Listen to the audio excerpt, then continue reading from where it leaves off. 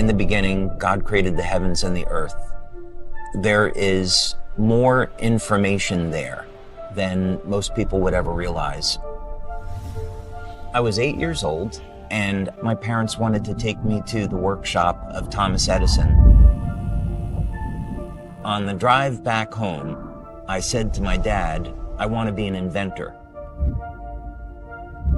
Light, as it turns out, is the primary control mechanism for everything else that happens in the body. What if we could have an external electromagnetic field that would essentially reset the stem cells that are already in our bodies and get them to function like younger, healthier cells? What if in the process, we actually found out that in a book that was written thousands of years ago, that information already existed? God has left his fingerprint in natural design, and that blueprint shows up in nature. The mathematical codes are identical. The implications to this are absolutely extraordinary.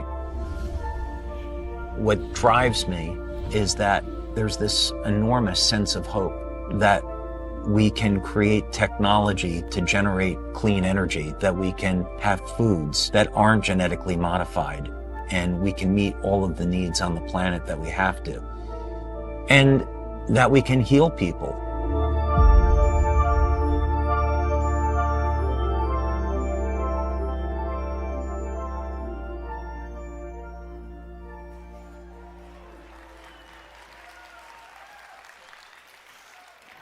A couple of years ago, I had the opportunity to meet the brightest light, one of the very brightest lights I've met in my life, and certainly the brightest light that I've met in over a decade. I know David Schmidt is a bright light to each and every one of you in this room. And so I would like to bring an innovator, an inventor, a creator, a person who pours his life into all of us to make the world a better place and to help us to be that guiding light for millions of people around this world. Please help me welcome to the stage our founder, our CEO, David Schmidt.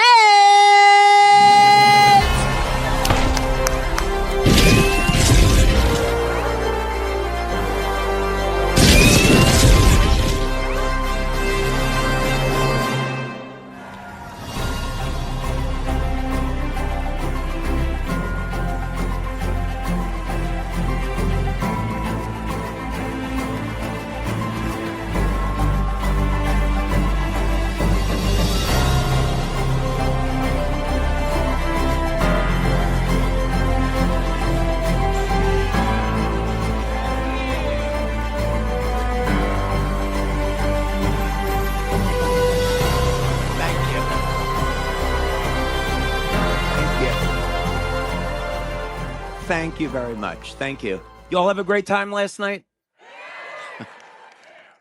Okay. I'm going to start off. I have a confession to make. My wife's very nervous. It is incredibly difficult to buy a Christmas present for me. Really difficult. Every year, my mother-in-law will ask me, what do you want for Christmas? Every year, I say to her the same thing. I want world peace.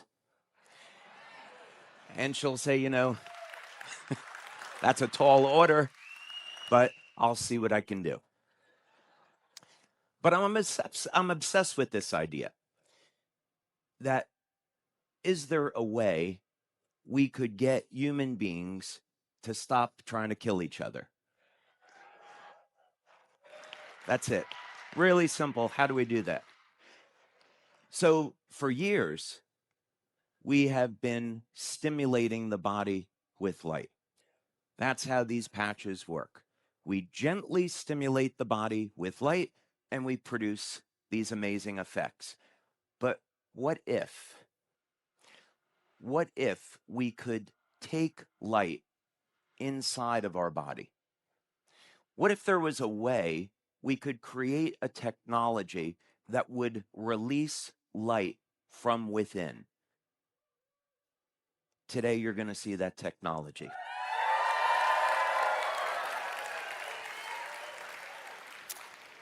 This day, this weekend, marks the next generation of LifeWave.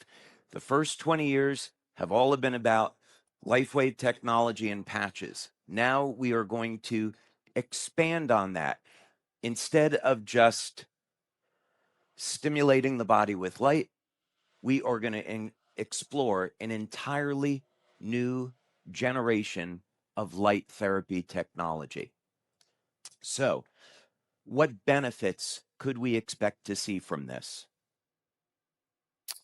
First thing is, this technology is an entirely new way to elevate NAD. So at least some of you know that, what that is. So NAD is a key molecule involved in age reversal, and it is an energy-carrying molecule within the cell. If we can elevate NAD, we can turn on energy production, we can reset genes to a more youthful state. The next thing that we find with this technology is that we can support healthy levels of human growth hormone, keeping us young and healthy. We can regain and build new strength, stamina, and muscle with this. And the results are really shocking about how quickly this happens. When we're ramping up energy production, we are supporting the natural healing process. And you're going to see that one of the things that we can do with this is turn on the production of collagen. And ultimately, we will use this technology to stay younger longer.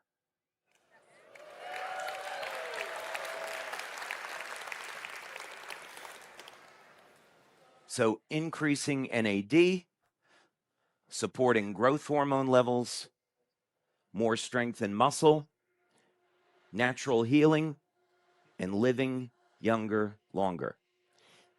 These are 5 new benefits that are all coming from one new machine. So today, you are going to meet our new LifeWave water technology.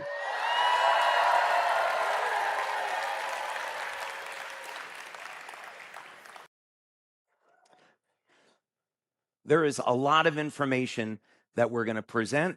I'm going to go through some of this very quickly. So if you want to take pictures, feel free to do that. So how do we go about and create an entirely new technology surrounding water? There have been structured water products that have already been on the market for many years. We can add different types of minerals to water. We can change the surface tension of water. Is there anything else new that we could do that would be meaningful? Well, let's take a look and start at the very beginning and talk about composition of matter. So this is the periodic table. Each of the elements, you can think of it as a building block. So this is what we have to work with in the spectra of creating new materials. Let's start with something very simple. Let's start with tin. Tin is a relatively simple element. It's used in electronics, and pretty much everything that someone who is a chemist or a physicist would want to know about tin is already well known. We take tin and we combine it with oxygen in the presence of heat, and we get a tin oxide. Nothing entirely remarkable about this. It's extremely well known. But we created a device in our lab. I have multiple patents on this now. And we expose the tin and the oxygen to a very special type of electromagnetic and longitudinal field. And this will change the bond angle between the oxygen and the tin, creating something that looks like gold and creating a material that never existed before.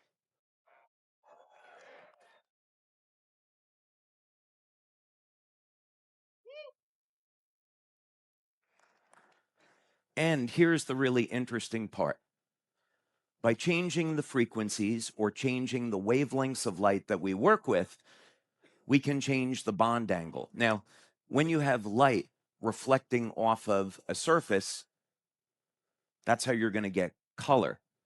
And so by changing the bond angle, we change the angle at which light is going to reflect off that surface. And as a result, we can change the color. So we've made these metals that look like gold, orange, red, blue, purple, just by changing and manipulating the matter with frequencies of energy. So we did something really fun. We created a LifeWave 20th anniversary coin from this material that never existed before, and we gave this coin to our qualified senior presidential directors.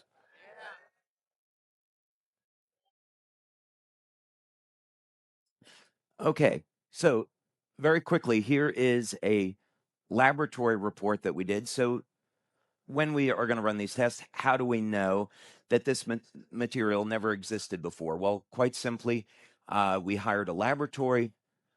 We used a technique called X-ray diffraction. We sent the material out, and it came back, as you can see here, unknown phase.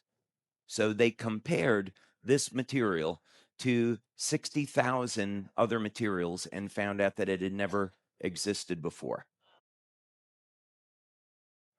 And you can see a peak on the left that's showing that it's novel and unique. And then here is a laboratory report. No tin or tin oxide reference patterns matched this phase. So a unique, novel material. Okay. So here's the important thing is that these experiments showed that we could manipulate matter with energy. We could create new matter. That's an extraordinarily powerful tool. So the question is, what are we going to do with this new technology? What frequencies would we use and why? That's a pretty good question. We should have a mathematical model for this.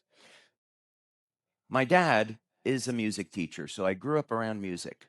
And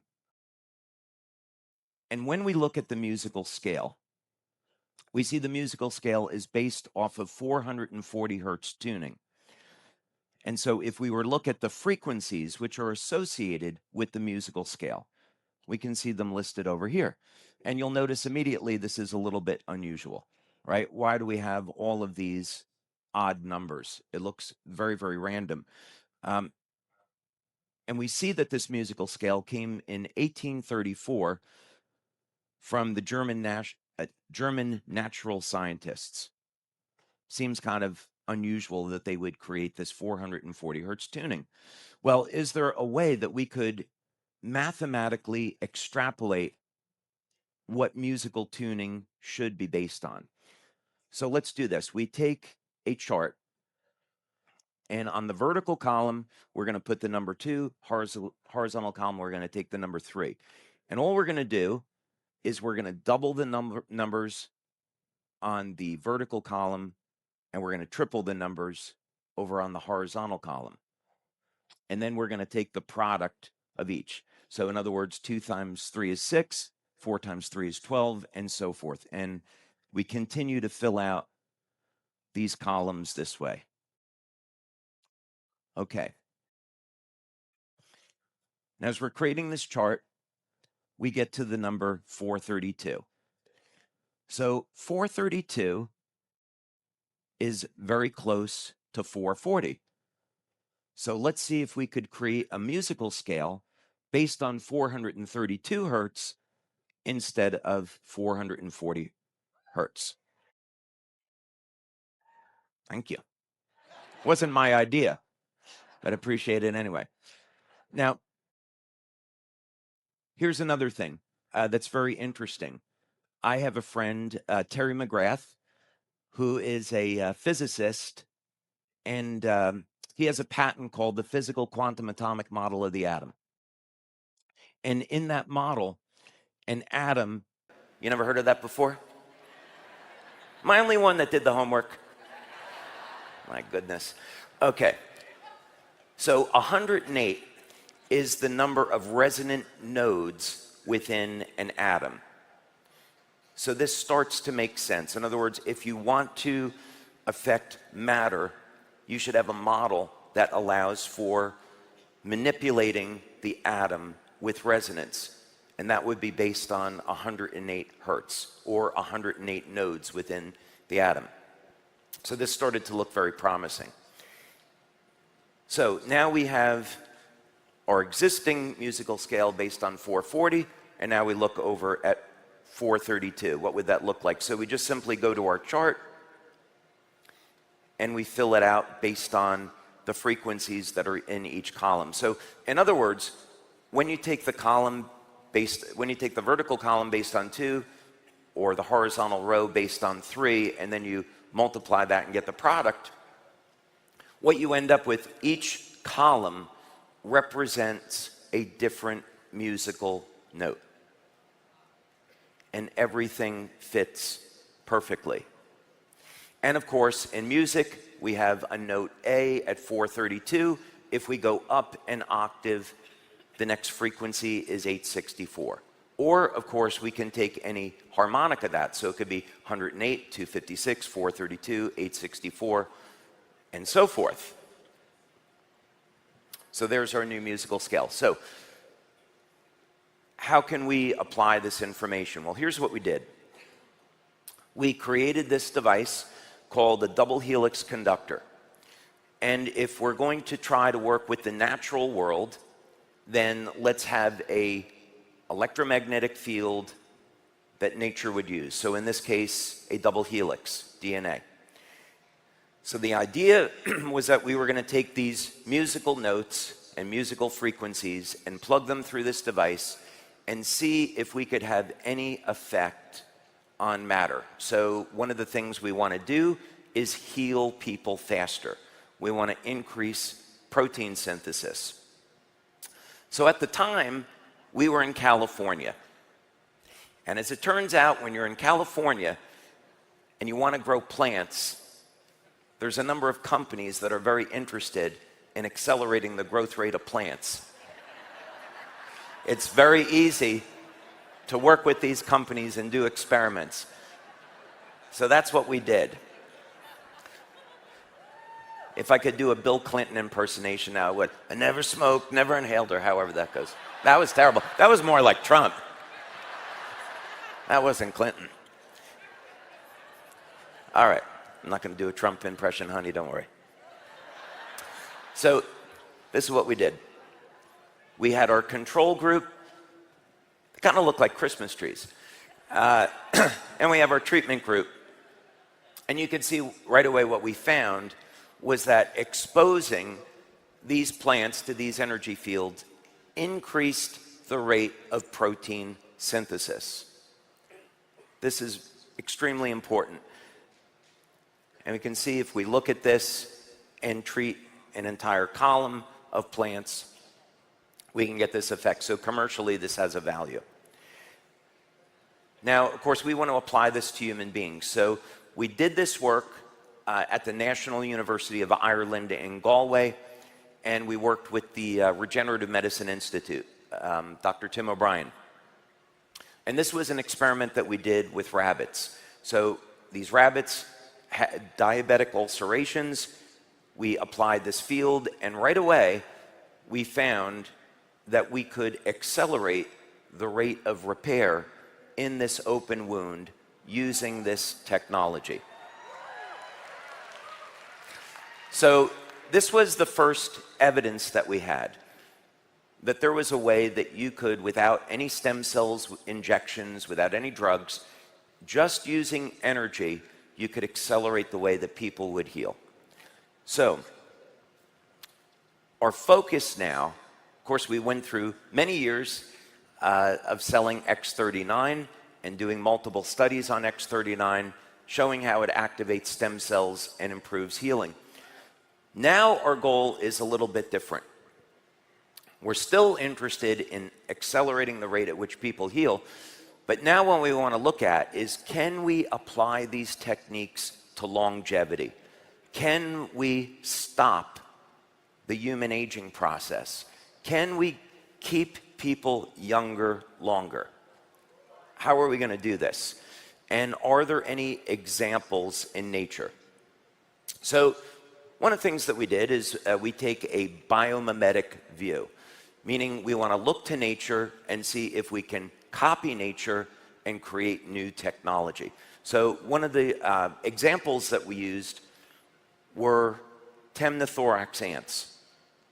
Temnothorax ants, they get infected with a parasite, and as a result, it alters their gene expression, so they overexpress cytochrome C oxidase, and as a result, mitochondrial function gets upregulated. They end up producing more ATP. And in the process, they live 5 to 6 times longer than normal. So could we apply this technology? So here was the control group. We took a gel and a growth media that's used for cultivating ants, and we populated the media with ants. So they went to work producing tunnels. Then we took our treatment group and we exposed them to this energy field. And that's what happened. So we were able to show that we could take a mechanical device and transfer energy from that device over to a living system where it would increase the energy in the ant, and the ant could end up doing more useful work. So this is very key, because what we know from other experiments is that if you can increase the amount of energy that's available in a living system, gene expression changes to a more youthful state. So what does this have to do with human beings? Well, this is a link now and a missing piece in longevity. As people age, the amount of energy in their cells decline, mitochondrial dysfunction. So if we can have a technology that can reverse that, we can, at minimum, keep people younger longer.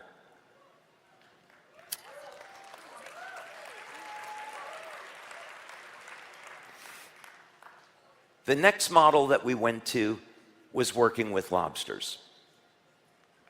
And as it turned out, the technology that you're going to see today is based off of how lobsters completely defy the aging process. Now, I have another confession to make.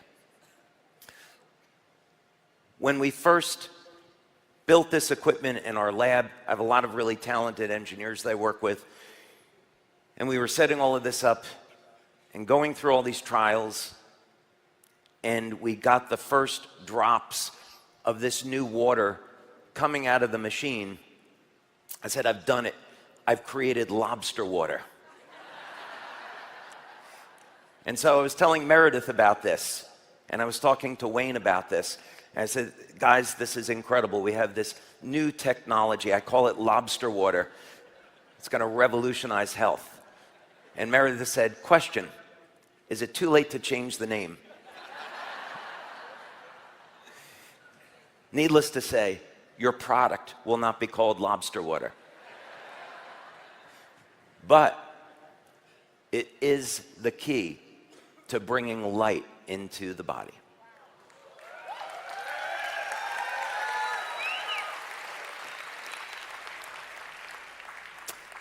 And let's go to the video. For those curious about the intersection of science, faith, and naturalism, there sure are some fascinating conversations and facts out there that speak to the concept of intelligent design, the debate on God's existence, the age of the earth, unfathomable mathematical coincidences, Bible codes, and more. For instance, with over 11 million followers on YouTube, Destin Sandlin from Smarter Every Day recently visited Vanderbilt University to do research with his camera rolling on the existence of something called the flagellar motor. The implications for a biomechanical motor are insane. Think this bacteria is somehow moving just to move? Think again. This bacteria has an operating system. Yeah. It has sensors. Yeah.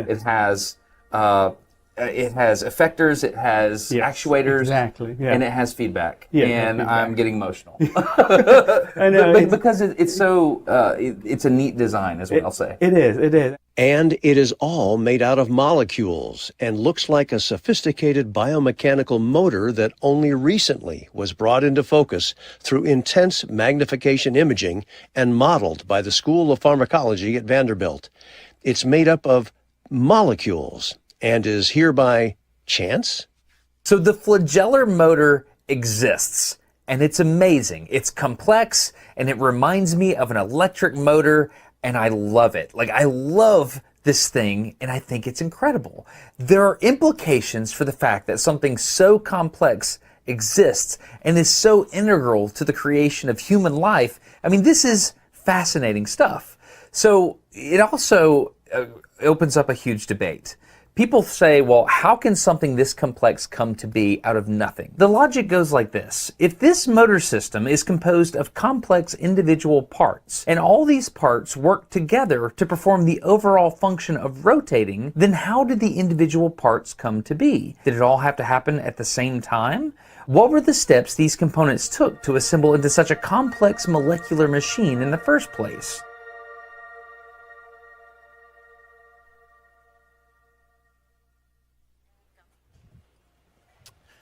Okay. So, let's talk about for a moment if we seriously want to take on this subject of human aging and we want to look at, is it biologically possible to stop aging and hopefully someday reverse it? Is there any evidence that this could possibly exist?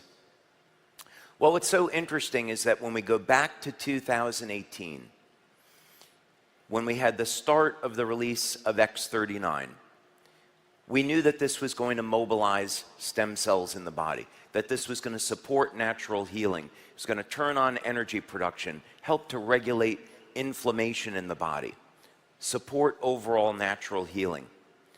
We started to see testimonials where it looked like people were becoming younger. Here was one example. One person likes that.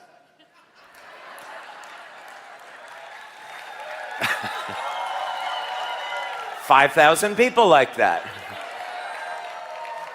So we started to see this evidence that as people began using X39, they showed physical signs of becoming younger.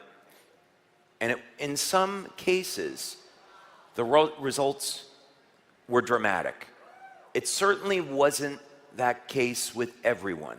I wish it was, but it wasn't that case with everyone. But we did have dramatic testimonials like this. So the question is, what's going on here? What can we learn, and can we come up with technology to apply this to everyone? Because it certainly looks like it's possible to at least reverse part of the aging process. And certainly copper peptide will do that. So let's take a look through the literature. And this is fascinating. I've used this example before, but it's worth emphasizing again. Oxytocin. Oxytocin is the hormone that we associate with love. It's the hormone that's released when a woman gives birth, so it allows for bonding between, I was going to say a woman. Is that okay to say these days? I think it's okay, right? Yeah. I'm going to say it anyway because I know there's men and women. And a woman is a woman. Okay? As a matter of fact, I think you should elect me to the Supreme Court because I can say what a woman is. Okay. All right. Anyway. So that's how it works.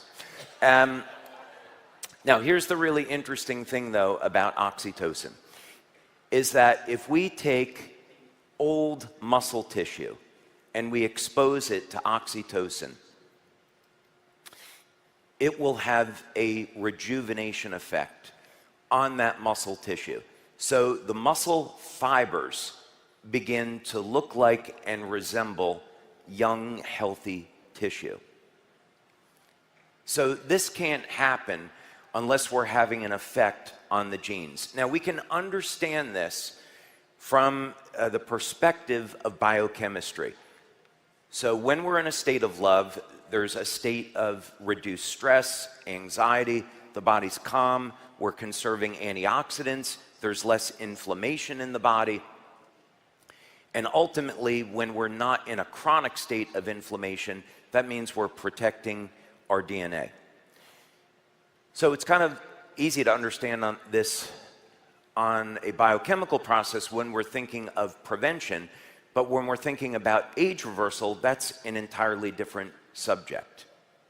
There's more going on here than simple biochemistry. So let's see if we can understand that. So let's take a look at lobsters. We're going to use lobsters as a biological model. And lobsters are able to defy aging. There have been lobsters that have been found that are over 130 years old. And lobsters don't age during that process. So if you were to examine the muscle of the lobster that's 130, it would look like it is young and healthy. There's no type of oxidative stress, no inflammatory stress, no signs of aging whatsoever. In fact, as lobsters get older, they get stronger. So we want to understand this. They're not going to die due to old age. Lobsters will be killed by a predator like human beings. They're going to get sick, or they're going to outgrow their shells. Those are the mechanisms in which a lobster is going to meet their end, but it doesn't happen through normal aging. So when scientists look at an explanation in the scientific literature, the prevailing theory is that this all has to do with the telomeres. Excuse me. So this is based on telomere biology, meaning that telomeres are the rods on the end of chromosomes, and they're going to control the number of cell divisions. So as we age, as human beings age, these telomere rods get shorter and shorter until finally we're in our 70s and our cells can no longer multiply and divide. In lobsters, that process never happens. Lobsters, their cells will continue to divide an infinite number of times. So of course, humans have these telomeres, and one of the searches today in telomere biology is to look for either a drug or a naturally occurring material that can keep the telomeres lengthened. So all that information is true. However, what we found in our research is that this was not the whole story. It was part of the story, but it doesn't explain everything. So, what if there's more going on here? Let's see what we can learn. What if there is some natural living code that's responsible for the lobster's immortality? We already know that everything in the body is controlled by light. It's the way we were created, it's the way we were designed, and it's very easy to prove scientifically. The electromagnetic systems in the body, the electrical systems in the body control the biochemistry. So there must be a way to tap into this. How are the lobsters using their energy fields to prevent aging? That's what we want to know. So since we are in the business of treating the body with light, a valuable tool is spectrophotometry. Spectrophotometry is going to measure the energy that is absorbed or reflected or emitted by a material. And depending on the device, This will happen in the UV, visible, or the IR spectra. So we get our light source, it goes through a lens to help focus this, we get a spectra of light, and then we look to see when we're testing a material, how that material responds to these different wavelengths of light. So another question is, if we're going to look for the secret of longevity in a lobster, where are we going to look? So we have a research tool to do the examination, but where are we going to find this secret? Well, we can look to the Bible, because the Bible is going to contain incredible information. We go to the book of Genesis, and we go to the story of Noah. So there's evil upon the earth, and we could probably learn from this lesson today. There's evil upon the earth. God regrets creating human beings and wants to wipe everything out and start over, but he finds that Noah is righteous, and Noah is the one good man and his family on the planet. So Noah and his family are going to be saved. So we all know the story. So what's interesting here is how human lifespan changes in the Bible. As a matter of fact, there is a statistical analysis on this which shows that if you take the ages of people in the Bible as it's represented through these generations, that it forms a statistically significant decay curve. In other words, those ages were not in the Bible as a random number. They're an accurate representation of exactly what happened. And so what can we learn from this? Well, God says to Noah, okay, now you can go and eat the flesh of animals. So presumably, before the flood, people were vegans. We're eating fruits and vegetables. But now we're going to go ahead and eat the flesh of animals, but don't eat the blood, because the life is in the blood. So what if we were to take that literally? What if there was something in blood that hadn't been discovered? We all know what blood is meant to do, but maybe there's something else there that's been overlooked. So let's take a look. For lobster blood, there's a number of different varieties. And we turn to this scientist that's an expert, Robert Baer. And he's been studying lobsters his entire life. And we had a very interesting conversation with him. And one of the things that came out of this was that lobster hemolymph was being used as a treatment for COVID-19. And lobster blood is based on copper, of course. So what's hemocyanin? Hemocyanin is a copper-containing protein.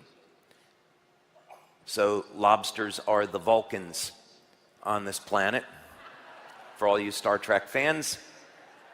So happy we got some Star Trek fans here today. Okay. A lot of Star Trek fans, all right. So, of course, we can't help but notice that in human beings, GHK is bound to copper, and that will reset about 1/3 of the human genome to a younger state. So I think it's fair to say, would a similar mechanism be going on in lobsters? Does the copper content have anything to do with the longevity? So we could look there. And what's the connection? So we pull up this research study that's done by Professor Joseph Kunkel. That's a big lobster. I'm not sure if it's just coming out of a broiler, though. I think it's alive, but I'm not sure. That would feed a lot of people. And here's what the spectrophotometry chart is going to look like on this.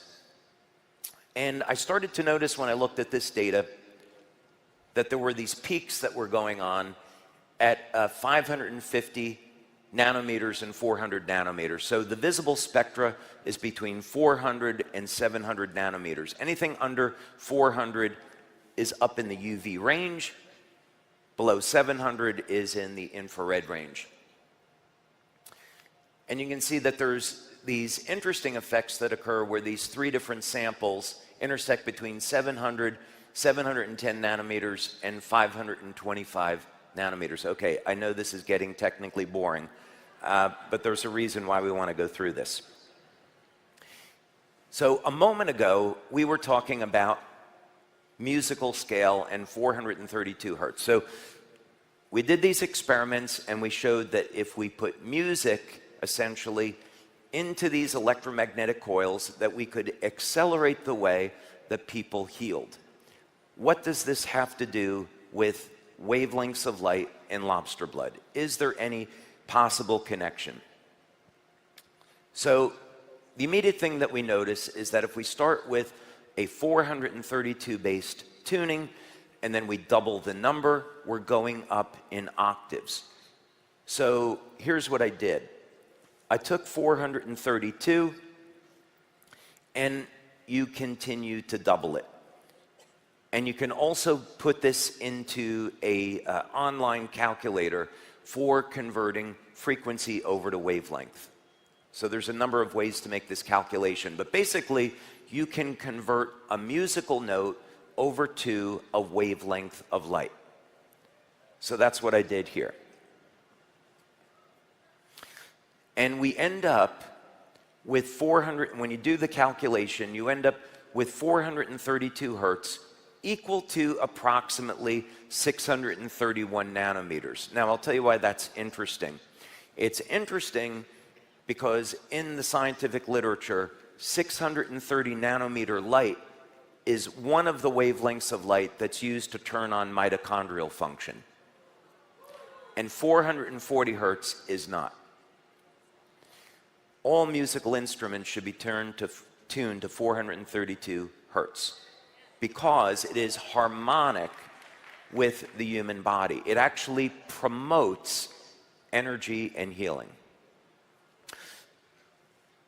Alternatively, we can use 630 nanometer light to turn on mitochondrial function. But we're still going to, if we do that, we're still going to be stimulating the outside of the body. And the patches are still superior in this sense because we can turn on specific peptides in the body that you can't with normal light. But this is a very powerful piece of information. So let's take a look at this. So we go back to our lobster data, and now we have 550 nanometers is one wavelength of light that's coming off of lobster blood. 630 nanometers, we took that number based off of 432 hertz tuning because that's what we were using in our experiments. And my hypothesis was that 630 nanometer light is in the lobster, we just didn't detect it in the lobster blood. So I had that hypothesis.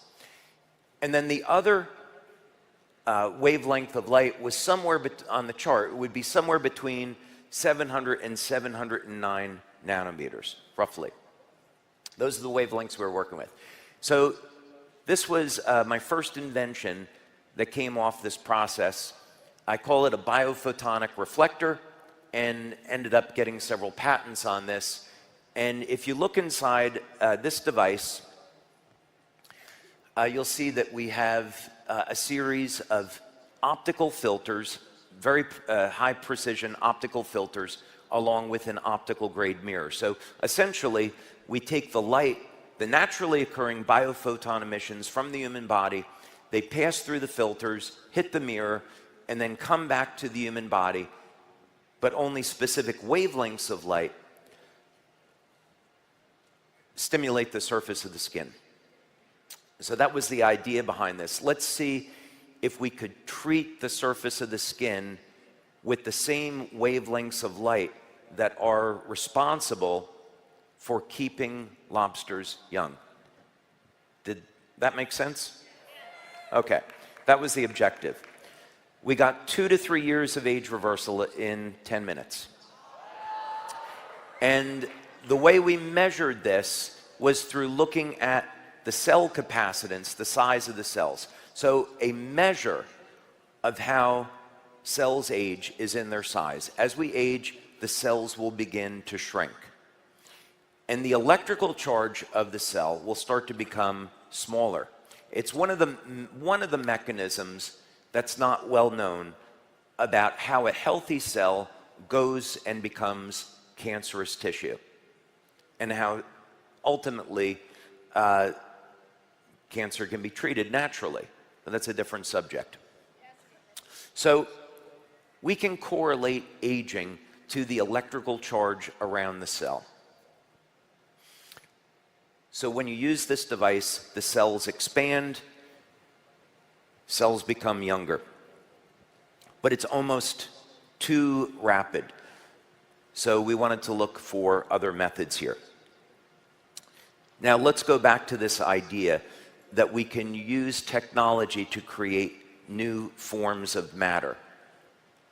Maybe we could take some of those experiments that we did and apply it to this new knowledge that we have. If we were going to create new matter, what would we do?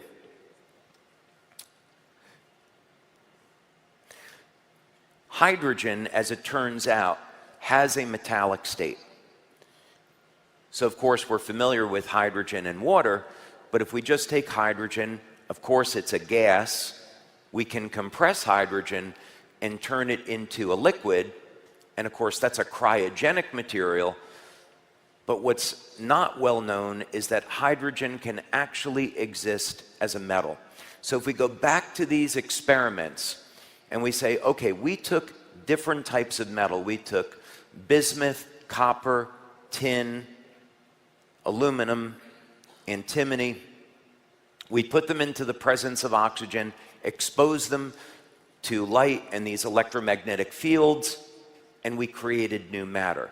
What if we could take water and we could break it into hydrogen and oxygen, treat hydrogen like a metal, recombine the hydrogen and oxygen in the presence of a catalyst using a specific type of energy, and reassemble it into a new form of water that never existed before?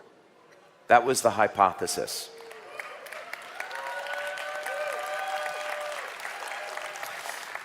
So if we could achieve this, what it would literally mean is that if we could do it, we could create a new type of water that had photons of light embedded into the bonds of the water, so that when you drank the water, it would release that light into the body. That was the goal here. And that's how we got from where we started to where we are now in this presentation. So I built this machine that was it was a great Tony Stark moment for me. It was maybe about 3 feet wide and about 9 feet long. And we started getting drops of water coming out of this thing. And it was incredible to see it for the first time. But it was so slow, it was so painful. But we did it. So everyone knows what ice looks like. Here's a beaker of distilled water where we freeze it. Now what we're going to do is we're going to take this new water and we're going to do the same thing. We're going to freeze it. So why do we want to freeze it? Well, it's a phase change. Another hypothesis here is that as water goes from being a liquid to a solid, in chemistry that's a phase change. So can we see whether or not the light in the water is going to be released when the water changes state? Because that would represent a change in the bond angle. So it would make sense to me that the light would be released during that process. And that would be a really great thing, because it would mean that once the water gets into the body, the water will phase change and release the light. So let's see what happens. We started freezing it, and we started to notice these highly coherent threads of water crystals. So this was important because we know that if you were to have a structured water, the water is highly organized. So we start to see some evidence here. And, sorry, I had skipped ahead one. Okay, now we're good. When the water freezes completely, really interesting things happen. We get a vortex funnel that occurs at the center of the beaker. And of course, we associate vortexes with natural energy and living systems. If you look at the beaker from underneath, again, you can see this implosion that occurs as the water crystals move towards the center as compared to the control. As you change the wavelengths of light that we use to treat the water, different shapes start to appear, living shapes start to appear. In some samples, they resemble an egg. And what do we think about eggs? Eggs are life. And depending on the type of water that we use and the treatment and the amount of treatment time, we get an increase in the density of the number of water threads. So what this means is that we can control how much light is in the water through the settings. You probably would like to see this now, right? Okay. We're going to watch now a time-lapse video that we took. What we did in our lab was we took a freezer. Okay, we're going to play it. So just watch it. We have our freezer, and it has a glass front. We have a time-lapse camera. So you're seeing this water sample being frozen over a period of about 4 or 5 hours.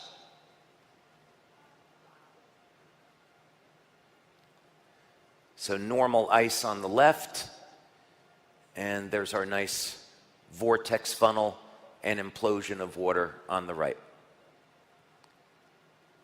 Okay, what do you think?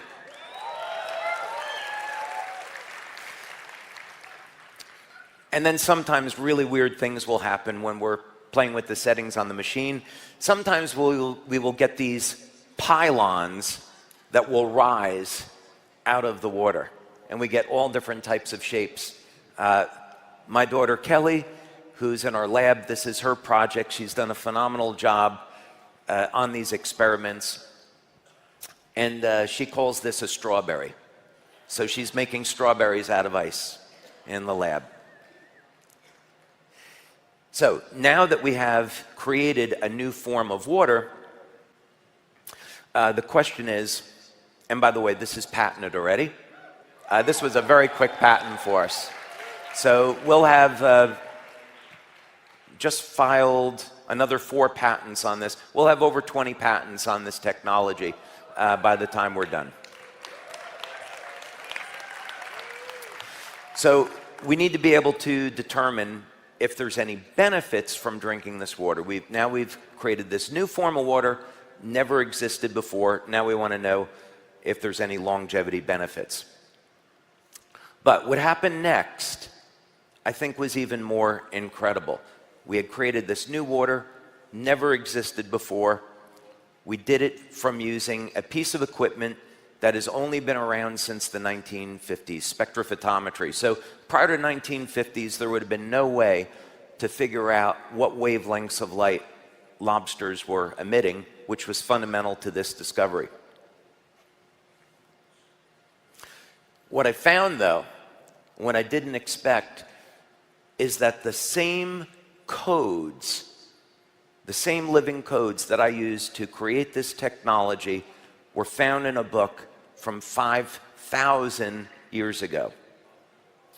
The key to this discovery was already in the Bible. Let's go to the video.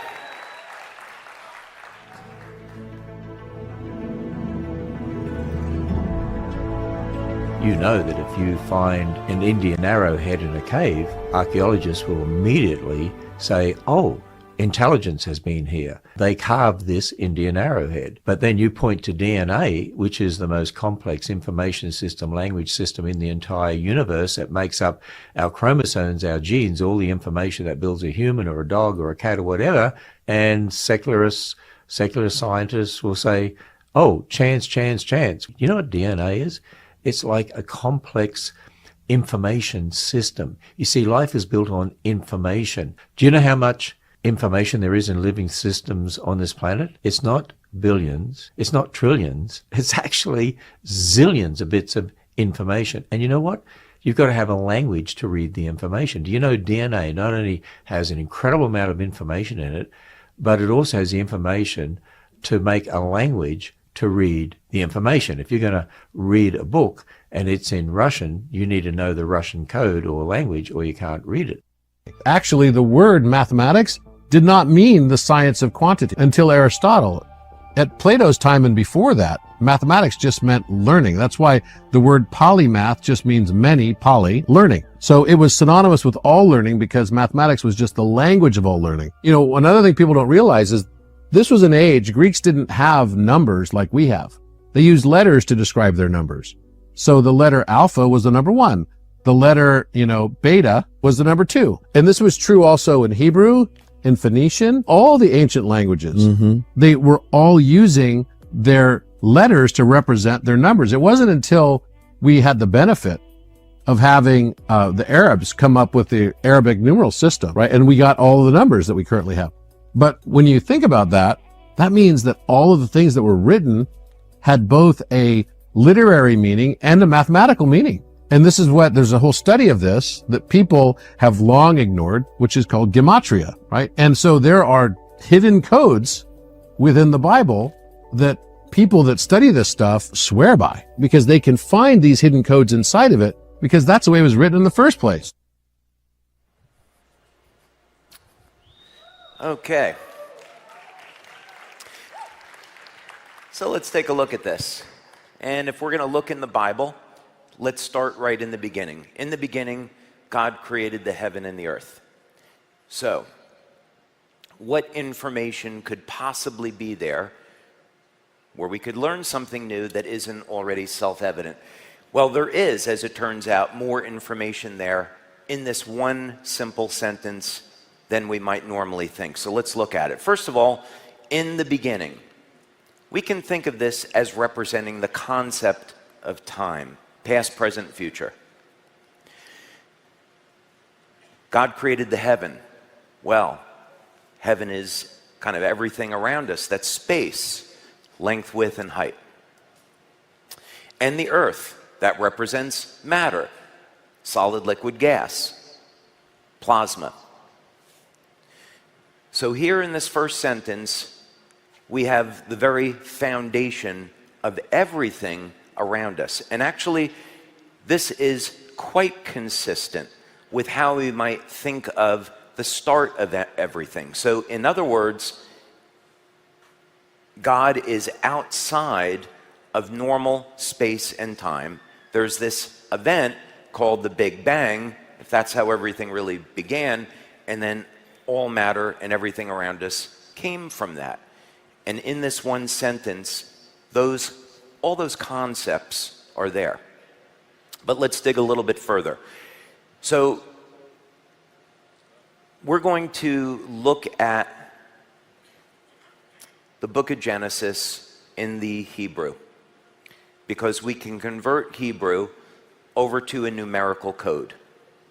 We can convert the letters over into numbers, and we can convert the words over into numbers. So if we were to look at, in the beginning, God created the heaven and earth, in Hebrew, this is what we would see. And we see something very interesting. There's 7 words here, and there's going to be 3 words to the left of center, 3 words to the right of center. That center word can't really be translated into English, not completely. So we have 5 letters to the left and right of center, and the second words have 3 letters. Okay, that's a little interesting. Let's take a look at this another way and use the numerical values.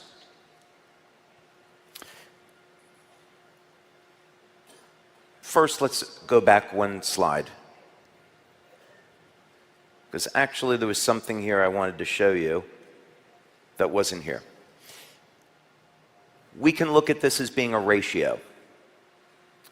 3 words out of 7, or 7 words and then 3. 3, 7, 7, 3.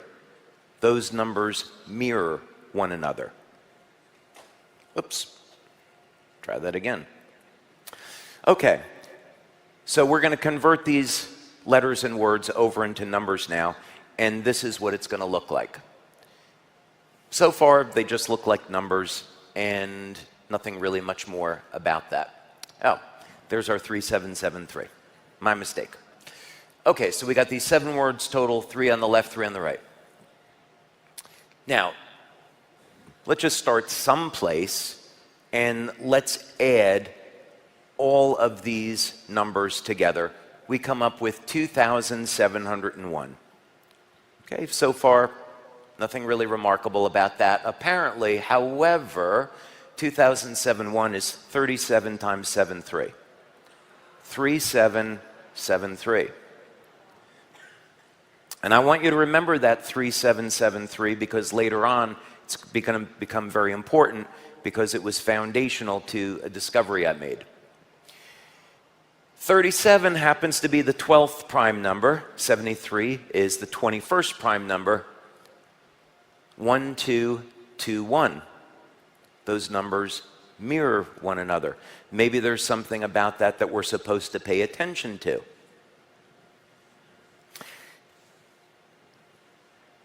Now let's have a little bit of fun with this and start to combine some of the different words.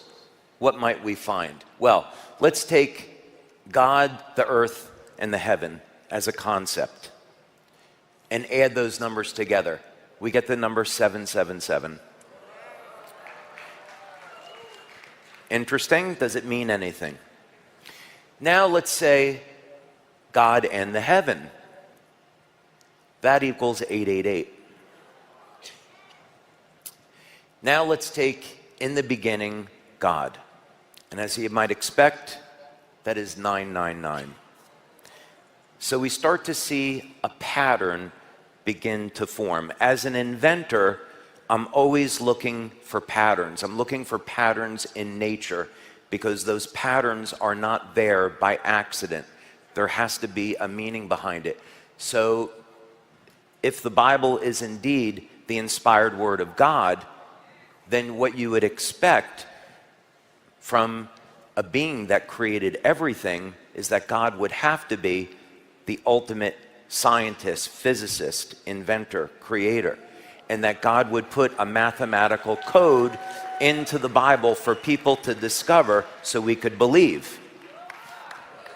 But maybe it's also an instruction manual.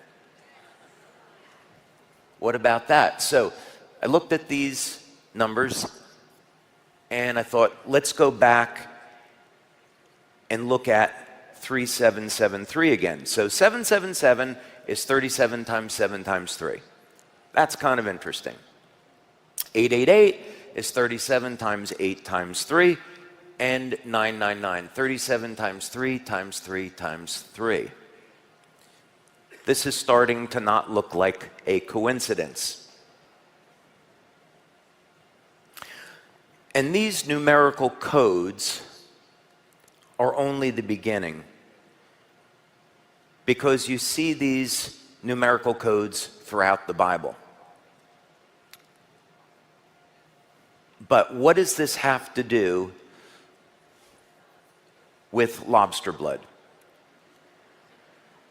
Is there any connection there? So we go back to these wavelengths of light. What we had already seen was that 550 nanometers, 630 nanometers, and 700 to 710 nanometers, when we created this biophotonic reflector, we found it was capable of, at least in part, reversing part of human aging. So we have in the book of Genesis the story of creation, the story of human beings, and then ultimately the fall of man.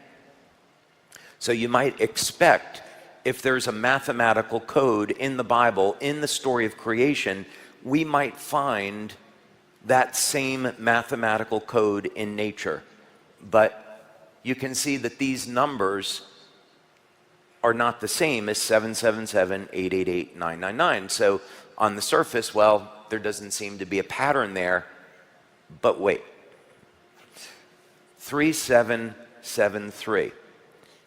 What if, instead of that just describing the number of words and the way those words are arranged in the book of Genesis, what if it's a ratio? What if what God is trying to tell us is you need to look at the ratio of these numbers? So that's what I did. Let's take a look at that. There's our biblical code. There's our lobster code.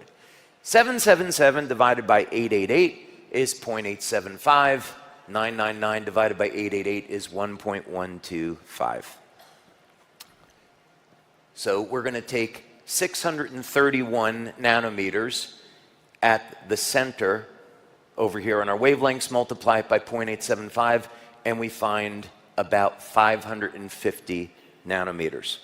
When we're working with light, if we're within 3 to 5 nanometers of a target, it's considered relevant. And when we're looking at spectrophotometry data, that is about the tolerance that we work with. We take 631, multiply it by 1.125, and there is our 710 nanometers. So the implication to this is pretty extraordinary. It shows that there is a mathematical sequence of numbers that aren't there, that's arbitrary. And this ratio, same ratio, can be found in living systems. Or Spock would say, it literally is Genesis.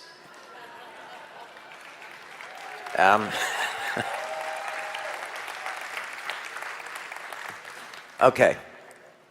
What movie was that from? Anybody know? Star Trek what? Which Star Trek movie? 1, 2, 3, 4, 5, 6? Star Trek 2. Come on. I know my friend Matt over here knows the answer. He's just not saying anything. Okay. So what does this all mean? Well, I think in simple terms, we can say that the Bible is a historical document.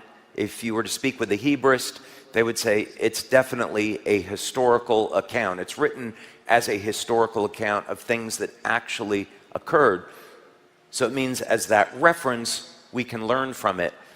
But because we can convert the words over into numbers, we can look for patterns there and we can learn from them.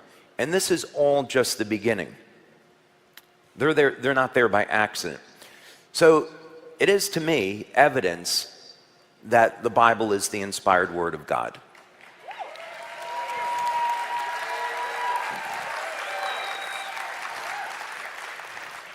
But I want you to think about this, and let's go a step further. God creates all living things. Then these codes, they show up in nature.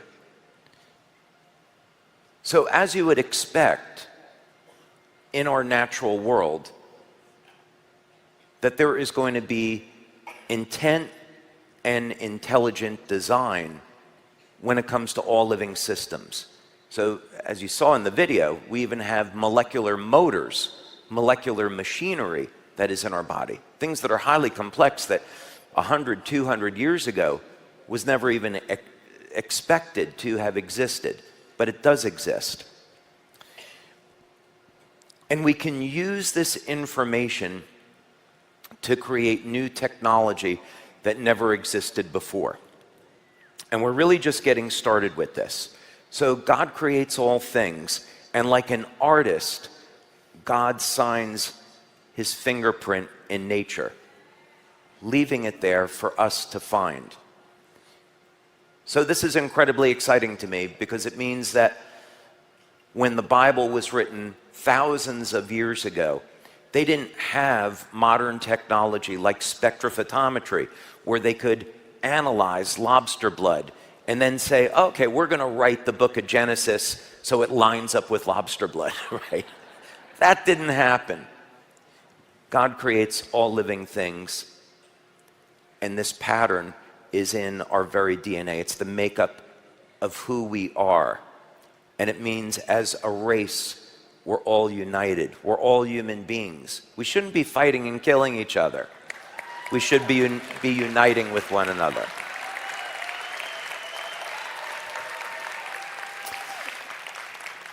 Now, there's something else that goes with this. As you might expect, I looked other places in the Bible, and the next one that I went to was the tree of life. So I'm going to be talking about this more. I'm actually running a little bit ahead, which is great. I have a little bit more time to talk about this today, which I wasn't expecting. So I'll tell you about the story of the tree of life, right? Well, you'll all know the story. That's not what I mean. So the tree of life, we know that when there's the fall of man, I'm certainly not going to blame women, not here. We all know what happened. But there's the fall of man, and what God says is, okay, we have to separate now human beings from the tree of life. And so you could say then in the beginning that human beings were designed to be immortal, that we were never designed to age. And so there was a mechanism that existed on this planet to prevent us from aging. Just like lobsters never age, planaria, hydractinia, tardigrade, these living systems. And by the way, did you notice that these living systems live in water? And they're found in seawater. So there has to be a connection there. So if a mechanism was put onto our planet to prevent human beings from aging, and it was this thing called the tree of life, we obviously don't have this here today where we can look at it and examine it scientifically, but what we do have is the mathematical code in the story of the tree of life. So I looked at that code, and I distilled that code down into a number. And that number, when I looked into the scientific literature, was a wavelength of light that stimulated the production of telomerase. And when I looked at the compound that was responsible for that, I found it in lobsters. It all comes together.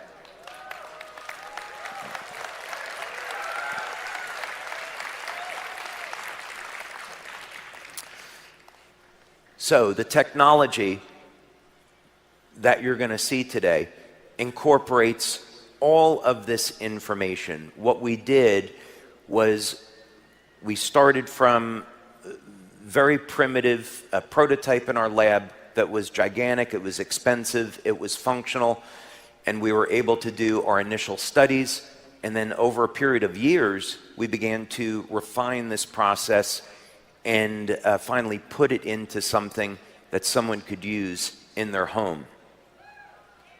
But what we want to really know is, this is all intellectually interesting. What we really want to know now, though, is what effect does drinking this water have on the human body? What we want to find out is that when we drink this water, is it indeed making any change within us? And that's what we're going to take a look at. So let's go to the video.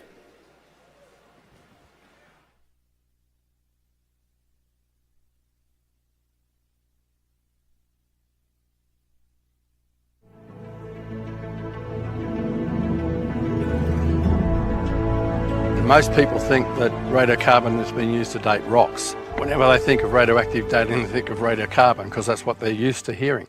But radiocarbon isn't used to date rocks because most rocks don't have carbon in them. And what we need is organic carbon because it's intrinsic to the methodology or how you understand how radiocarbon works. How does a tree then get carbon-14 in it? Well, it's simple because the radiocarbon is produced in the upper atmosphere. Cosmic rays bombarding the Earth's atmosphere turns nitrogen atoms into carbon-14 atoms, which circulates into the carbon dioxide that we breathe. And so it's also taken in by the plants during photosynthesis. So it's in the wood, it's in the leaves, it's in the vegetables we eat. Animals take it into their bodies, so it's in the animals that we eat. So it gets into our bodies. So not only are all these plants around us radioactive with radiocarbon, but we are ourselves. So you have it, I have it. Correct. And as long as we live, we're taking more radiocarbon into our bodies. But when we die, we stop taking radiocarbon into our bodies. And so a dinosaur dies, it stops taking in radiocarbon, and then over the thousands of years, it's getting less and less radiocarbon. And as I said before, after 90,000 years, there should be no radiocarbon left in dinosaur bones. If every atom of the Earth was radiocarbon, it all would have decayed away in less than 1 million years. So if you already believe the fossils, dinosaur fossils, the coal beds, all those things are millions of years old, you wouldn't expect to find any radiocarbon in them. And yet you do. And this is one of the things that we found when we studied petrified wood like this at different levels in the geologic record. I was doing research on this. I was collecting samples in England, in Australia, and I sent them to the radiocarbon laboratories, and sure enough, they had radiocarbon in them. So this is another aspect of this whole time question, because if these things are believed to be millions of years old, like this petrified wood, and yet it has radiocarbon in it that says it's only thousands of years old, then it means that it calls into question the conventional time frame. And so we wanted to test this because we'd seen in the literature, this is in the conventional literature, in the 1980s they developed a new methodology for measuring radiocarbon. They could count atoms of radiocarbon. That's how good it was. But they wanted to be sure that they weren't getting any contamination in their laboratories. And so they took samples like petrified wood, they took samples of dinosaur bones and coal and oil and natural gas and limestone even, and they put them in their equipment, and every sample they tested had radiocarbon in it. And this was reported in the literature, and they ignored it. So in our research, we decided, well, we'll test that for ourselves. We wanted to be sure that, this wasn't an artifact of the conventional experimental method. So we selected samples from 10 different coal beds around the United States, some coal beds that were conventionally as young as 40 million years, some coal beds that were conventionally over 300 million years old. And when we tested them for radiocarbon, they had radiocarbon in them, and they all yielded the same radiocarbon age, which meant that these plants must have all lived at the same time and died at the same time. And that fits the flood paradigm, because these would have been pre-flood trees that were all buried together at the same time. But we went further. We thought, okay, let's test out some material that's come from inside the Earth that's got carbon in it. So we selected diamonds, because diamonds come from deep inside the Earth. Remember the volcano that we were at? Yes. The SP crater? Well, from inside the Earth, we have these volcanic eruptions that bring diamonds up. They're made down deep inside the Earth, which means the diamonds have never been in contact with the atmosphere until they're brought to the surface. Because carbon-14 is produced in the atmosphere, we wouldn't expect them to have any radiocarbon in them. Because also, they're the hardest substance known, so they can't be contaminated. So even when they arrive at the Earth's surface, you're not going to exchange carbon-14 in the atmosphere with carbon in the diamond. So whatever the diamond brought up from the depth has been bottled up and locked in. So we tested the diamonds. We got several diamonds from Africa, and every one of those diamonds yielded radiocarbon at much the same age. It was detectable radiocarbon. Now we presented this research at a conference, the American Geophysical Union, one of the largest bodies of geologists that get together. We had a poster presentation, and unbeknownst to us, one of the scientists that saw our presentation of the diamond evidence was from a radiocarbon laboratory. So he went back to his own university radiocarbon laboratory, got his own diamonds, and reported similar results to what we had found. Here's the sticking point. The diamonds are supposed to be between 1 and 3 billion years old. That's the conventional age. For them to be only thousands of years old flies in the face of the conventional wisdom. So again, this is an illustration. You know, we did our own sampling, got our own laboratory results, and verified what was already in the open scientific literature for several decades, whether it's petrified wood, coal, dinosaur bones, the shells of shellfish. They all contain radiocarbon, all through the fossil record. And so that tells us that these layers aren't millions of years old. When we're talking about radiocarbon, these radiocarbon results, we're talking about an Earth that's only thousands of years old. We're talking about trees being buried in coal beds all in the 1 year during the flood. That's why they gave the same age. Then that's radically different from the conventional paradigm. They've excluded God from the picture. And that's why they can deliberately choose to ignore the evidence. It's not that the evidence isn't there, it's that they've chosen to ignore it.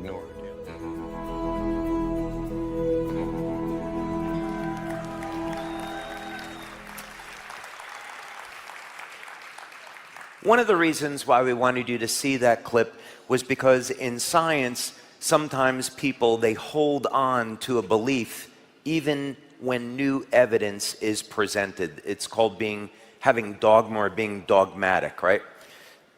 I lived in California for 14 years, and there used to be a saying in California is, don't let my karma run over your dogma. So it's not good to hold on to a belief so strongly in science where you're not open to seeing new information. There's always new things that are being learned, and we should be open to exploring these things, even if it flies in the face of what's long been established as scientific fact. That's the way we're going to explore and learn new things and expand. So let's take a look at this now. Previously, people might have thought, well, okay, light therapy is all about stimulating the body with light with some type of device. And in our cases, it's with patches. But this idea that you could actually release light inside of the body and embed water, which goes everywhere, with light. This is an entirely new concept. And undoubtedly, there's going to be some skeptics that will say, no, that can't be possible, but we've actually proven that this is what's going on here. So we have a total of 7 human clinical studies now, and we've completed 4. The 5th one will be completed, I hope, this month, and then we have another 2 that are in process. So we took the initial study that we did and learned an enormous amount of information from it. And then from there, we began to modify the study to see what else that we could learn. So in the first study that we did with this light water, do you guys like the name light water better than lobster water? Okay, all right. So the first study, what we wanted to do was cast a huge net. And we essentially wanted to find out, well, what's going on in the blood, in the urine, what's going on in the bioelectrical system in the body. Normally, when you do studies, you cast this big net the first time, and then there's little pieces of gems that come out. You don't expect that everything is going to work correctly. You're going to expect to learn 1 or 2 pieces of information and then refine the study and kind of go from there. In this case, that's not what happened. We did a blood study in this first study with dark field and bright field microscopy. That showed changes immediately after consuming this water. We did a urine test, and the urine test was to look at changes in the metabolism. I'm going to show you some of that data today. And the metabolism data was simply to look at what rate are amino acids being metabolized and used in the body. if we want to have a technology that's going to upregulate mitochondrial function, alter gene expression, it's going to increase the rate at which we heal, we would expect to find that in metabolic data, in urine testing. So we did that, and we did find that. We had people connected to a physio suite. We looked at their heart rate, the heart rate variability. We looked at EEG. We saw changes there. We had people sitting in front of an infrared camera. And we had people drink this water. Now, what we were looking for was to see if people were in pain, and you can see the inflammation on the infrared, if drinking the water would get rid of their pain. What we didn't expect to find is that when people drank the water, we would see light coming out of their throat. And this showed up in some people on the infrared. Now, when we have a new product, of course, we want to see how long is it going to take for people to respond to the product. So most of you are probably pretty happy that people respond to X39 in the first 24 hours, right? Yes, or I thought you'd be happy about that. Okay. In this study, and bear in mind, X39 is our flagship product. So the idea here is that we can have a technology not only to stimulate the skin with light, but now to take light in the body, and the two are working in harmony. So could we see that people's results with X39 would even be faster than 24 hours? Well, we had one person in the study. We had in these 4 studies about 80 people. We had 80 people. One person out of the 80, after drinking the water, responded within only 2 minutes. Yeah, it's one person. I know. 79 out of the 80, we saw changes in the heart rate variability and the EEG in 15 seconds.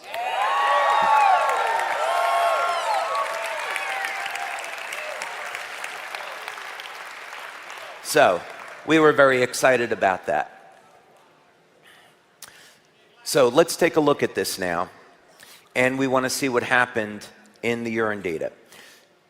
So, we got statistical significance, and actually, Dr. Caitlin Connor just sent an email 2 days ago saying on the new study that they just did, they got statistical significance on that, so it reaffirms the data that I'm about to show you here, and we actually learned some new things.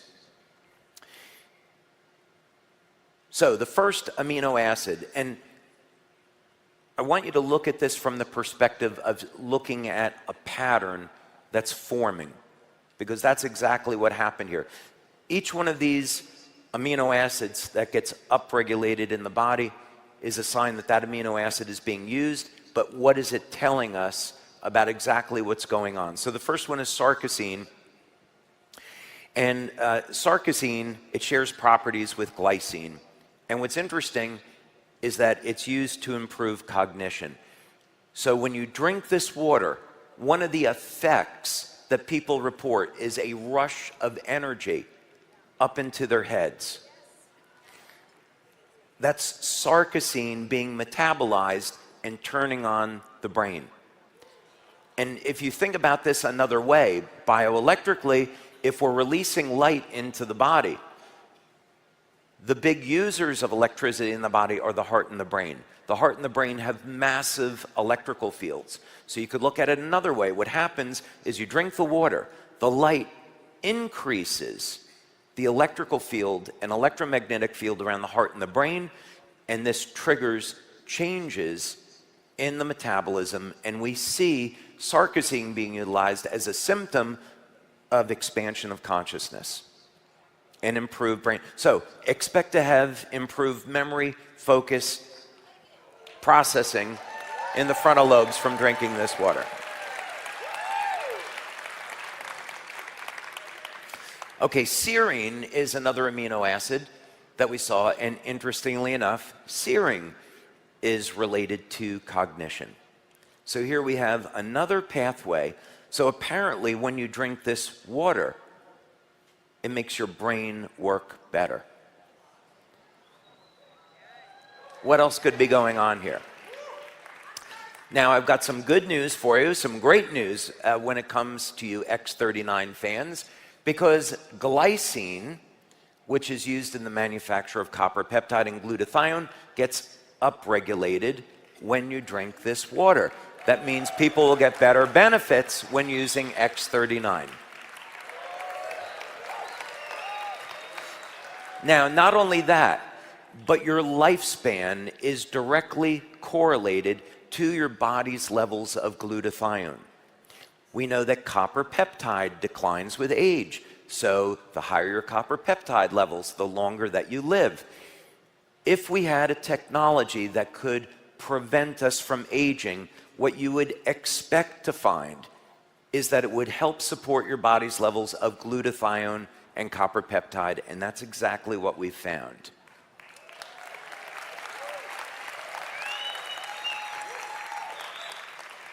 Now, the next one was valine. How many athletes, athletic enthusiasts do we have here? I would hope that we would see all of your hands go up, but okay, you can't win them all. For those of you that aren't exercising, please exercise. Okay, we're going to do some studies, by the way. We're doing some studies with this water, and we're going to try to get exercise down to 10 minutes a week. We're going to try to do that. So stay tuned for that. Okay. I'm serious, it's possible. Okay. So one of the signs of aging is sarcopenia, a loss of muscle. We also see, of course, a loss of bone density. The two of them are connected.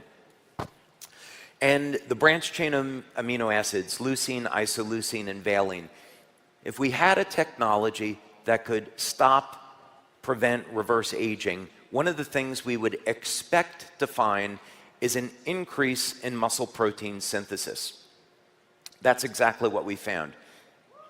Valine metabolism gets upregulated, and also very interesting, I don't want to make a claim about this, I'm being eyed right now, valine is associated with lower blood sugar levels, and it's also indicative of an increase in growth hormone. So I'll let you draw your own conclusions as far as what that means to people that are going to be using the water.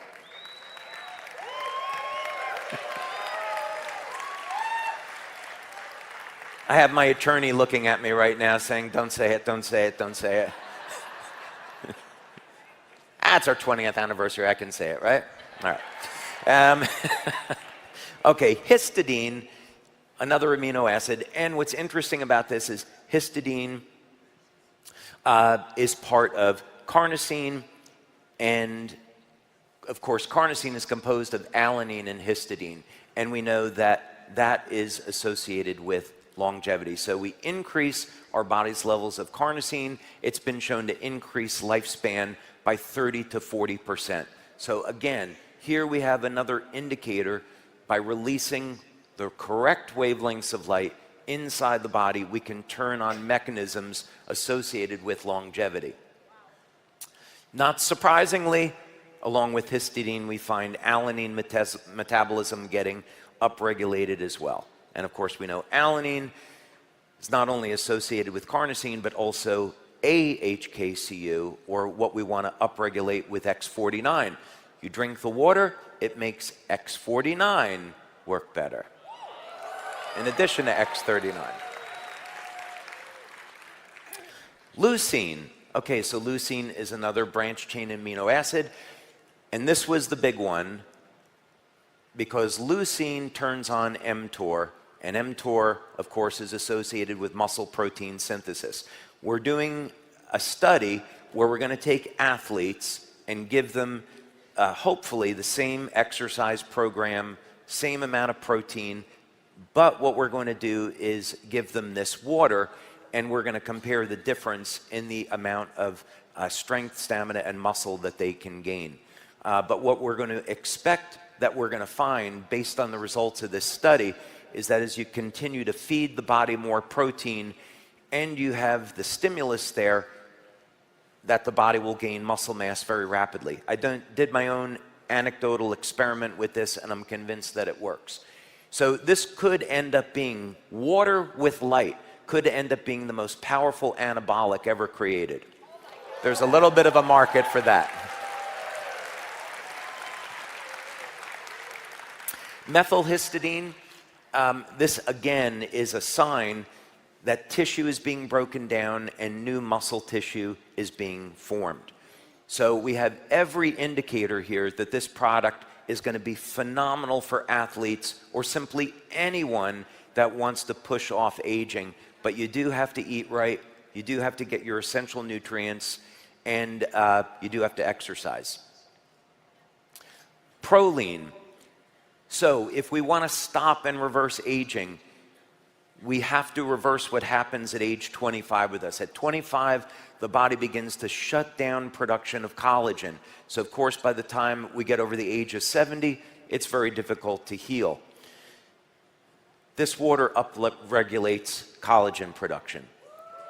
So we can expect to see reduction in lines and wrinkles. We can expect to see faster healing. Again, when all the nutrients are there. And then this was a huge one, which, again, this is one of these things when you do these studies, you cast a wide net, you see what you find, so it makes the studies expensive, but when everything turns out the right way, you're really excited about it. So this is the KP pathway, and this was the big one because it's indicative of an increase in NAD production in the cell. And for those of you that aren't familiar with this, David Sinclair at Harvard was given about $1 billion in funding to try to find a drug to turn on NAD. Because NAD has been found, when you upregulate it, can reverse at least part of aging. So again, we have another indicator here that you drink this water and it is stopping and reversing parts of human aging. And there's a lot more for us to explore here. And that's just the beginning.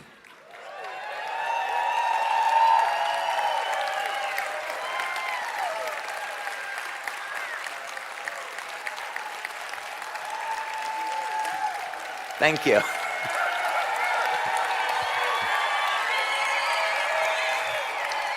Thank you. Thank you. Thank you very much. Thank you very much. Thank you. Thank you very much. You guys want to see the machine?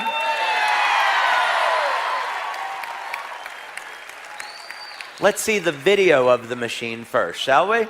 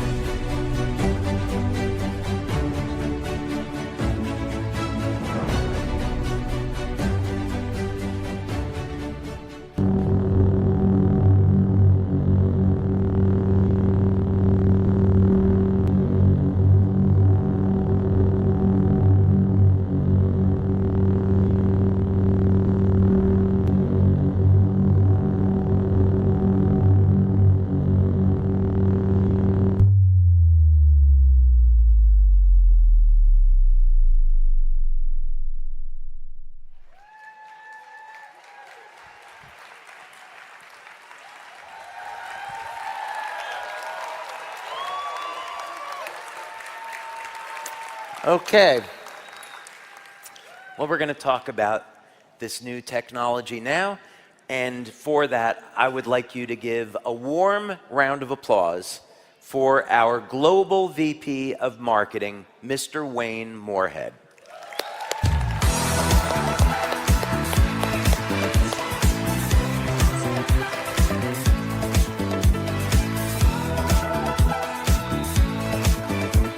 Is this incredible? Well, David, the excitement and anticipation around this launch has been coming for a while and is truly incredible. And what's even more incredible are the results that you've seen in the studies and that we've started to hear from people as they've also started to try the water as well. And with this new technology that's really never been seen before, a lot of us, I know I do, have a lot of questions and want to dig in a little bit deeper. We're very eager to learn more. So I get to represent everybody here in the audience and asking you a few additional questions. Just to dig in a little bit deeper, I know we all want as much information on this product as we can. So I'd love to start off with water itself. So why is that such an ideal delivery system for this light technology and for these health benefits? Yeah, so when we make observations of what occurs in the human body over time with aging, we can see fundamentally the amount of water in the body begins to decrease. But we understand that, but do we really understand the impact of what's going on there? We can look at it from a biochemistry perspective in the sense that this will lead to a decline in energy. And so by the age of 50, people start to feel the impact. They'll gain more body weight, lose muscle mass, lose bone density. They're tired and fatigued. All of this stems from initially a reduction in water. A reason for this that I think is overlooked is the mechanism is that as the cells begin to shrink, the electrical charge around the cell begins to decline. So we think of, let's say, going from a basketball going down to a baseball. Not quite like that, but you can visualize it. So around the outside and the inside of the cell, you have electrolytes that maintain an electrical charge. And when the cells divide, and this is the part that's overlooked, when the cells divide, that electrical charge is shunted to the DNA and is used to drive, it creates an electromagnetic pulse, and it's used to drive DNA replication.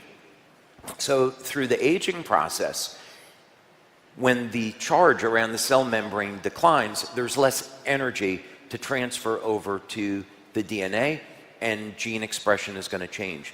So if we are able to have a water to keep the body better hydrated, if that's one of the mechanisms, which this water will do, then we have a novel method for attacking the problem of aging. So that, among many things, is fundamental to human aging. So we have to start there. If we're going to stop human aging, we have to improve upon our hydration and keeping the levels in the levels of water in the body as high for as long a period of time as possible.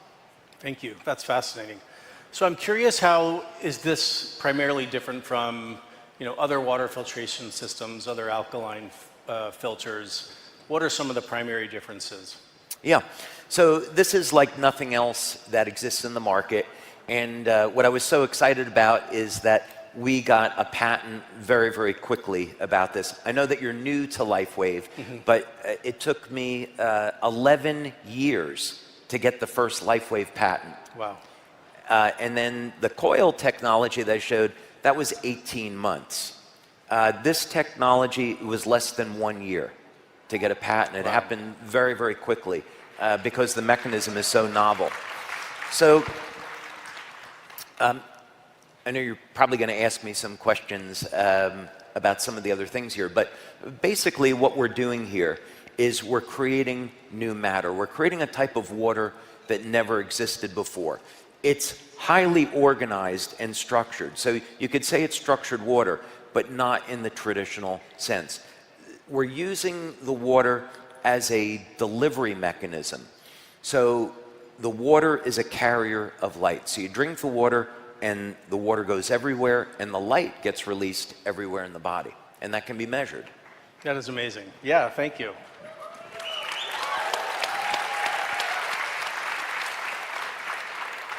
So can you share a little bit about what's under the hood? Can you talk about the process that the water goes through, the different stages a little bit? Yeah, this was really fun working with, we had 2 different teams of engineers, actually 3. So we had an internal team of engineers, and we had 2 separate companies that we had hired to take the initial prototype that I had built and then convert it into something, that would look nice and sit on someone's counter. So the first thing that we do is on the left side of the machine, from looking at it this way, is we have a reservoir where you would put 2 liters of water. Now you can put tap water into this. If you want to put clean water into it, you want to put any special water, spring water, deuterium depleted water, what have you, you can put any type of water into this. And then the water will pass through 2 separate stages of filtration that are over here. Now, it took about 8 to 9 months for us just to develop the first water stage. We had gone to a number of companies that specialized in water filtration, but the first stage was the most important. So we wanted to be able to eliminate heavy metals, microplastics, PFOS, PFOAs, the forever chemicals. Incredible. This had to be the best filter that you could get. And so it took forever to find a company to work with, but we finally found it. Then inside there's a second stage. So if you remember correctly, what we're doing is we're taking oxygen and hydrogen and combining it into a new form of water. So through the process, the water is oxygenated, but there's a second filter in there, which is a carbon filter, so it further reduces any potential contaminants, although the first stage really does that. But the second stage will also put additional hydrogen into the water. So this is not a hydrogenated water product. We're putting in hydrogen because we want to combine it with the oxygen to form this new species. And then in the center of the equipment is where we have our black box, and that's the core of the technology. So in there we're going to have light processing units, and this is the proprietary system that I invented and we developed in our labs. And that is going to, it takes about 45 minutes to process a 16-ounce or 500 ml glass of water. And, so the filters get replaced. One filter gets replaced every 6 months, the other filter every year. But we have a cartridge where you can take a special type of supplement. I'm just getting a patent on this now. But you take a special type of supplement and you add it into the water, and it actually intensifies the effect, and you can get the water to go to specific parts of your body. That's incredible. But that's a story for a different day. No, that's amazing. So, yeah, for years, one of the things that we've done is we recommended to people stay hydrated. So when we look at the scientific literature, and this is going back 20 years, one of the things that we see is that when people are in pain, part of it is a function of dehydration, part of it is a function of mitochondrial dysfunction, and another part is a deficiency in electrolytes like magnesium and potassium. So one of the things that our LifeWave community would do is they would give people a glass of water before applying patches, and what we would find is that the demos they were doing on pain relief would improve in people that were dehydrated. Now, you don't have to do that because we find over 90% of the people that use the patches, they get pain relief. But when you have someone that's dehydrated, they won't respond to the patches, you give them a glass of water and the results improve. So we need water to manufacture energy and have flow of energy through the body, and that drives everything else. When you have a water that itself contains energy, it's a game changer because it makes every other patch we have work better. It's like a turbocharger for the patches. That's amazing. Say that. Yeah, I love how it works so perfectly with all of the other products and actually maximizes the benefit. I think that's incredible. So what are the benefits that you're most excited about? I know you went into some of the, the muscle loss, cognitive, anti-aging. What are some of the ones that you're most excited about? Have you ever seen an Italian age? When I was growing up, I'm half German, half Italian. There's some Irish in there somewhere. And I had all of these old Italian relatives, and all of them became overweight. My grandfather developed diabetes, Parkinson's disease, and it was a horrible thing to watch. So I think that's part of the thing that's inspired me and driven me to want to stop human aging. So I think the thing that's most exciting to me about this is that our research is showing that this is a legitimate path to stopping human aging. Wow. Every other benefit that you would want as a human being stems from that. Incredible. So speaking of the other benefits, what might determine whether someone experiences one benefit over another? Does it have to do with maybe deficiencies, or other aspects of lifestyle? What might determine whether someone's going to feel, it's more energy or the cognitive impacts or some of these others? Yeah, I mean, some of the benefits are going to be universal, and then other benefits will depend on a person's age. Are they taking any type of pharmaceutical drugs that are generally impairing their health? Do they have a pre-existing medical condition? What is their diet like? Just the same rules would apply as what we would say, well, what experience are you going to have with the patches? Sure.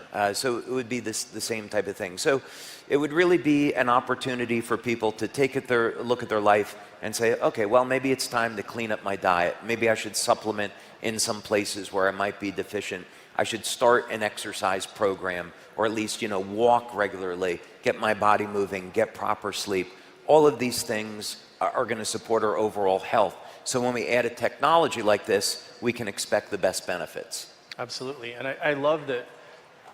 Yeah, go ahead. That's fine. I love what you just said. It seems like this is a catalyst on an individual and personal level for us to make other changes as well. We know, we want to optimize the benefits of this product, of the patches, of the others. And that's going to help us then and really motivate us to supplement and exercise and diet, that it has all these lifestyle implications. So we've talked a lot about the overall health benefits, kind of the bio benefits. I'm curious, can you share a little bit about the business benefit? How you see this fitting in the portfolio of all of the other incredible LifeWave products, and how it helps share LifeWave with more people around the world? So this is a statement of LifeWave migrating from being a patch company to a technology company. And this is just the beginning. I think what I would like our community to understand is that this is the first product that's coming out of this technology. And there's other applications for the technology that we haven't talked about today. So this is going to be the embodiment where the wavelengths of light are triggering regenerative mechanisms in the body. But if we could have a technology where we could get light to go in our body and go to different places, what would that potentially mean? If we could have energy that would regenerate the heart or the kidneys or the liver, that would be incredible. We could get different cosmetic benefits from this process. And so, of course, I have a number of applications in mind that I'm not sharing right at the moment. But I think what would be important for all of our partners to know is that we have 7 years of product launches planned based off of this technology.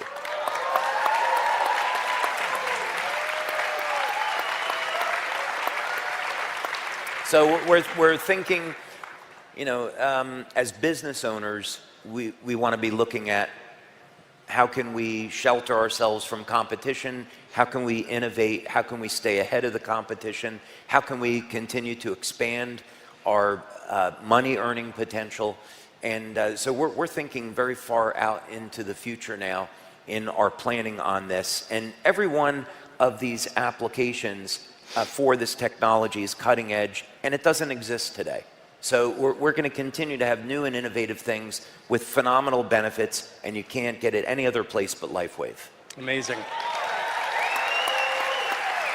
Well, I'm excited to hear that this is just the beginning of the application of that technology. I'm super excited to get one of these in my home as well after the launch. And David, I just want to thank you for developing this technology, for bringing it to the world, and for allowing us to help share it with everybody. Thank you so much. Thank you, Wayne. Thank you. Appreciate it. Really a pleasure. Thank you very much. Thank you. Wayne Moorhead, everybody.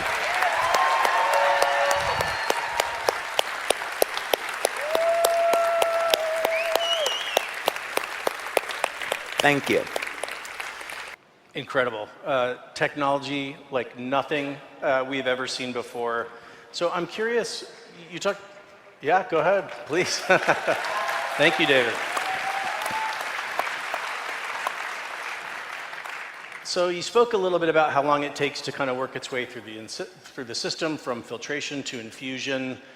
What about, let's call it dosage? You know, how long, how many glasses is it per day, per week, per month should someone consume? And then what are the corresponding kind of benefits with those time frames? Yeah, so everything on this machine happens through a touchpad interface. And so you just simply, the screen is going to give you feedback as far as, is it processing water, when do you need to change the filter, and so forth. And when you want to dispense, you just simply press the button, and this machine will process 2 glasses of water at a time. And then it's another 45-minute cycle, and then you have another glass. So whenever you're ready to drink the water, you'll just dispense it, and then off you go. Now, when we did our studies, it was all based on only drinking 1 glass per day. And actually, when we first started the studies, this was something I was very concerned about, because I thought, well, maybe you only have to drink like 100 or 200 mils, like a quarter of a glass or half a glass of water to get the benefits. So you don't have to think in terms of that you have to drink 8 glasses a day of this water. Really, I think what we're finding is that 1 glass is enough. Incredible. The other thing,